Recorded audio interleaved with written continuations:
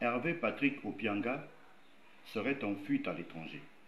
Il aurait été exfiltré du pays grâce, apprend-on, à la complicité de hauts gradés des forces armées gabonaises, ce qui serait perçu dans l'entourage du président de transition comme un acte de haute trahison, mais que le maître de séance ne voudrait pas régler à la va-vite, ne voudrait pas régler en faisant beaucoup de tapage, mais aurait choisi comme mot de règlement une stratégie bien huilée de l'intérieur qui mettrait à nu tous les potentiels complices, tous les potentiels nervis à la solde ou en complicité avec Hervé Patrick Opianga et bien d'autres anciens apparatchiks du régime déchu d'Ali Bongo. On apprend ainsi que Hervé Patrick Opianga, personnage sulfureux de la vie politique gabonaise, président d'un parti, l'UDIS, et homme d'affaires tout aussi sulfureux, aurait ainsi pu échapper à la justice, parce que poursuivi dans le cadre d'affaires de mœurs. Selon nos informations, c'est son beau-père qui aurait porté plainte pour des faits de mœurs parce que ce dernier se serait enquis d'entretenir des relations sexuelles avec la nièce de son épouse.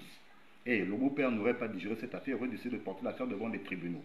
C'est ce qui expliquerait que Hervé Patrick Opianga ait été convoqué à 2-3 reprises à la DGR, bon, des convocations auxquelles il aurait dérogé, mais par le truchement de ses avocats. Et depuis lors, il est introuvable. Des rumeurs folles ont circulé. On a notamment voulu faire croire que le président de l'UDIS serait poursuivi parce que, ayant appelé à voter non. Mais un argument qui ne tient pas dans la mesure où, politiquement parlant, Hervé Patrick Opianga ne pèse pas lourd sur la balance comparé par exemple à un certain Alain-Claude Bilemizé. Selon nos informations, Hervé Patrick Opianga aurait en réalité appelé à voter non pour se donner une couverture politique parce que sentant les taux se resserrer autour de lui. Notamment suite non seulement à la plainte de son beau-père, mais pour d'autres affaires qui seraient remontées à la surface. Des affaires enfouies, mais qui seraient donc revenues comme ça au goût du jour parce que des langues ont commencé à se délier pour commencer à réveiller certains dossiers endormis, notamment au parquet de Libreville et bien d'autres affaires tout aussi sulfureuses. Et il y a particulièrement un fait, c'est que pour avoir été l'un des premiers à dénoncer les mœurs, les travers sexuels d'Hervé Patrick Opianga, Landry Amian Washington, activiste gabonais, aurait fait l'objet de menaces de la part du président de l'UDIS et homme d'affaires controversé. On en apprend comme ça ainsi que Hervé Patrick Opianga aurait notamment menacé Landry Amian Washington d'en finir avec lui, lui aurait conseillé de marcher sécurisé, de demander à qui le droit de lui assurer une protection avec une série d'escortes parce que derrière lui planerait désormais l'ombre d'Hervé Patrick Opianga qui aurait décidé d'en finir avec lui. Et des choses et d'autres.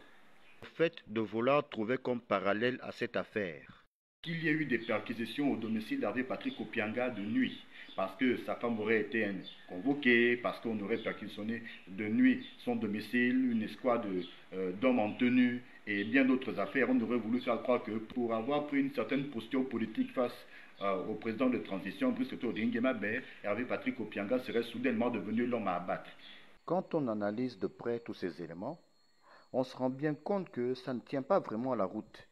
C'est presque comme un mensonge posé de fil blanc, d'autant que on aurait même prétendu à un moment donné qu'il se serait réfugié à l'ambassade des États-Unis, mais cette dernière qui a vite fait de démentir, disant qu'Hervé Patrick Opianga ne se trouvait pas dans ces locaux. Et on apprend qu'en fait, le président de l'UDIS aurait pu sortir du pays grâce aux bons offices de hauts gradés des forces armées gabonaises, membres du CTRI, avec qui il entretiendrait de très bonnes relations, des membres du CTRI qui ne seraient pas en totale bonne intelligence avec Brice Oligui Nguema, des membres du CTRI qui ne joueraient pas franc jeu dans la transition gabonaise. Le verre est dans le fruit parlant du CTRI parce que dans la transition gabonaise amorcée au matin du 30 août 2023, tout le monde ne jouerait pas franc jeu. Beaucoup se seraient laissés embarquer là-dedans ou auraient embarqué à bord du train rien que pour la sauvegarde de leurs intérêts personnels. Et quand les choses ne tourneraient pas dans leur sens, ces derniers commenceraient à montrer du nez, commenceraient à prendre des postures